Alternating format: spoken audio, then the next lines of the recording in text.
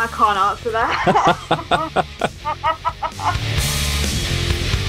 In terms of sex work, I think that all work can be exploitative, and all industries you'll have people who are exploiting the workers. So like even in like a shop or an office or whatever, you will have the big bosses who are like making people work long hours or making people do things they don't want to do. And like that is kind of more of an analogy for like, I guess, like really badly run porn production companies and things like Pornhub, who are not necessarily getting everyone's consent or like doing things they don't want to do.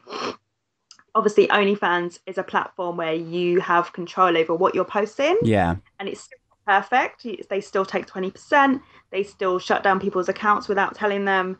It's still run by a man, but like we're getting there. It's like it's the first step within like being able to control and distribute our own content the way that we want to. And the thing is, places like Pornhub is that a lot of the videos on there were uploaded without people's consent. So like it's a real problem. And Pornhub has been questions about this a lot of times, and they say, no, we check every video. And it's like, I don't think they really do, because there were some instances where like underage videos and like videos without consent were uploaded for a time there. And I think you should only be able to upload your own content, really.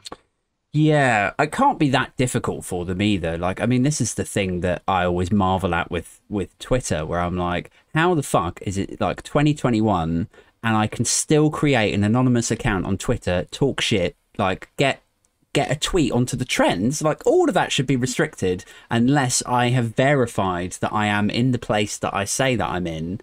And like, I understand some people might want to have their handle anonymous for whatever reason, but I think the account itself should have to be verified that you are where you say you are.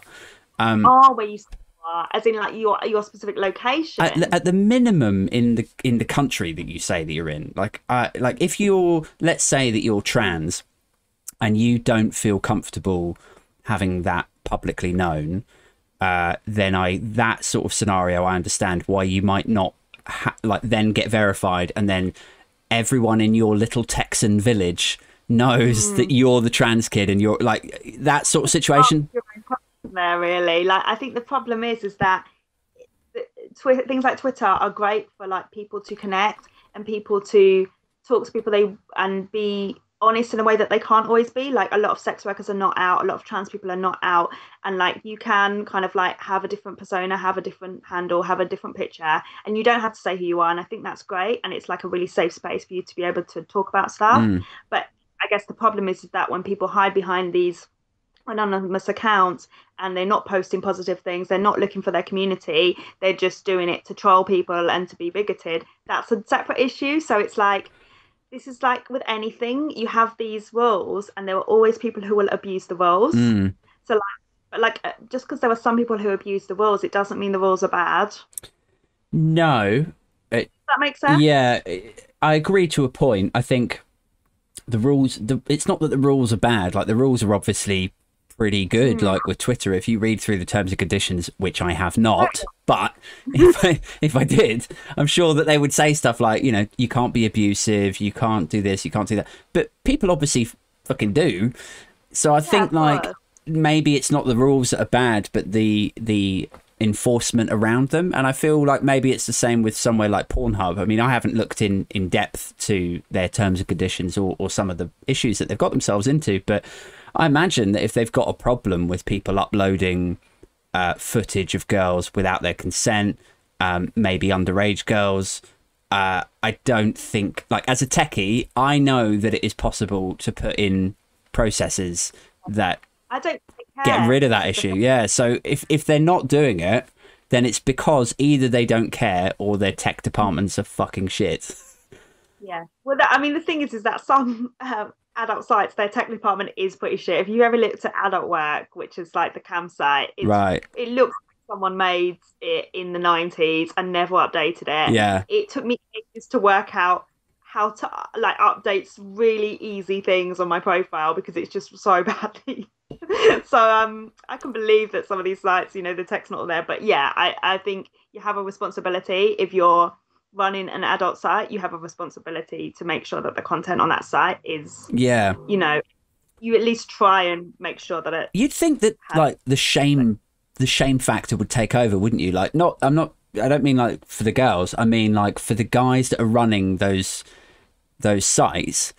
I would think. I like to both feel ashamed. But like I don't mean like shame as in like, oh, I'm running a porn site. Like that's fine. I mean, I've toyed with the idea. I know. But I mean, people like that don't feel ashamed that they've not checked someone's content, that they're putting this stuff out there, that they're exploiting people. This is how people get away with exploitation, because they don't feel guilty or ashamed about it, but they make people who are doing perfectly natural things, like sex work, like consensual sex and that sort of stuff. Society makes us feel ashamed, but it doesn't make the people who are exploiting other people feel ashamed. But if you let's play hypotheticals for a second. If I'm Joe Bloggs, I'm a big fat 57-year-old seasoned IT director, and I decide a quick way to make some money is to set up footfetish.com.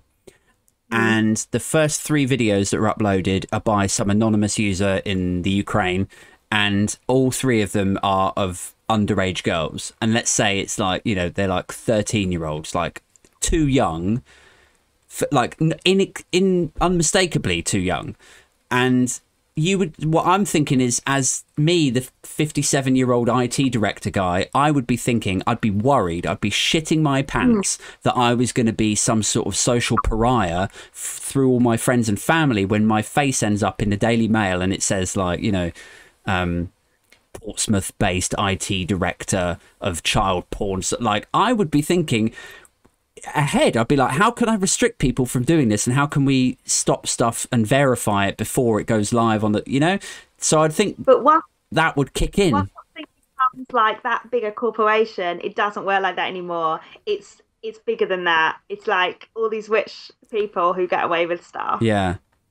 Not just one guy like in his basement being like, oh no, I can't have this on the internet. Oh no, I don't want to get done for this. No. It's like a multi-million-pound organization that has been going for a long time, where they have so much money, they don't care about these things. They have so many lawyers that they can just shut down all this stuff if they're going to get sued for something. Do you know what I mean? It's beyond that.